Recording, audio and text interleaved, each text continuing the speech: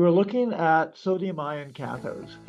So we're looking at batteries that, instead of the traditional lithium-ion batteries, we would swap out the lithium for sodium.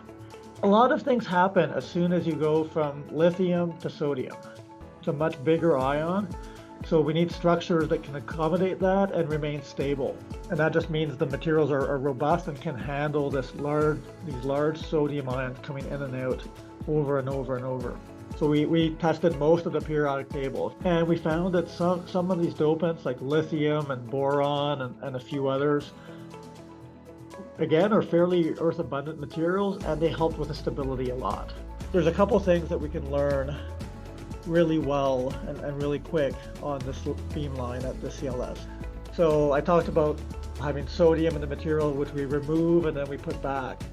When we do that, we change the oxidation state of something in the material.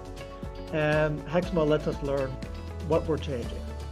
And so we were able to really learn a lot of details about what was happening to our materials.